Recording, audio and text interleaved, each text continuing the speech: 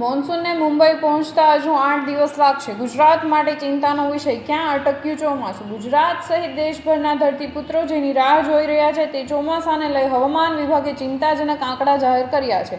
પશ્ચિમના દરિયાકાંઠે 8 જૂનથી જ નૈઋત્યનું ચોમાસું સ્લો મોશનમાં આવી ગયું છે. બંગાળની ખાડીમાં કોઈ મજબૂત ડિપ્રેશન સક્રિય થવાને કારણે ચોમાસાની પ્રગતિ અટકી ગઈ છે, જેને લીધે ચાલુ વર્ષે વરસાદ મોટે હજુ વધુ થોડા દિવસ રાહ જોવા પડે તેવી સ્થિતિ સર્જાઈ છે.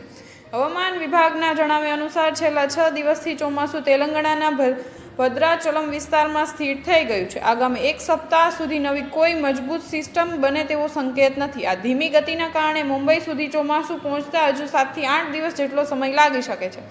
જોકે આગામી 4 થી 5 દિવસમાં તેલંગાણા, ઓડિશા, ઝારખંડ, બિહાર અને છત્તીસગઢના કેટલાક વિસ્તારોમાં ચોમાસું ધીમે ધીમે આગળ વધે તેવી સાનુકૂળ શક્યતાઓ સેવાઈ રહી છે.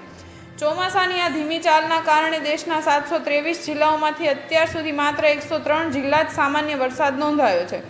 ગુજરાતના આર્થિક પાટનગર ગણાતા અમદાવાદ સુધી ચોમાસાની સત્તાવાર એન્ટ્રી થવામાં હજુ સમય લાગી શકે છે. હાલ અમદાવાદમાં વાદળછાયું વાતાવરણ તો જોવા મળી રહ્યું છે, પરંતુ તેના કારણે ગરમીમાં રાહત મળવાને બદલે અસહ્ય ઉકળાટ વધી ગયો છે. શહેરમાં ગરમીનો પારો 40 ડિગ્રીને પાર પહોંચી ગયો છે, જેનાથી નાગરિકો ત્રાહિમામ પોકારી રહ્યા છે.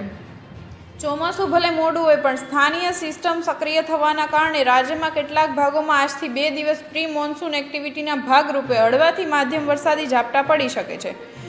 દક્ષિણ ગુજરાતમાં સુરત, વાપી, વલસાડ, ડાંગ, દમણ અને દાદરાનગર હવેલીમાં હળવા વરસાદની સંભાવના છે અને ઉત્તર ગુજરાતમાં બનાસકાંઠા, સાબરકાંઠા જિલ્લામાં પણ સિસ્ટમ સક્રિય થતાં સામાન્ય દીવા વરસાદી માહોલ જોવા મળી રહ્યો છે. બીજી તરફ આવતીકાલથી દેશના ઉત્તમ પશ્ચિમ ભાગોમાં વેસ્ટર્ન ડિસ્ટર્બન્સની અસર જોવા મળશે, જેના કારણે પશ્ચિમ હિમાચલ વિસ્તારોમાં ભારે વરસાદ અને મેદાની ભાગોમાં વાવાઝોડા સાથે વીજળી પડવાની આશંકા છે. આ ઉપરાંત પાકિસ્તાન અને રાજસ્થાન સરહદ પર એક નવી વરસાદી સિસ્ટમ સક્રિય થઈ હોવાનો દાવો પણ કરાયો છે.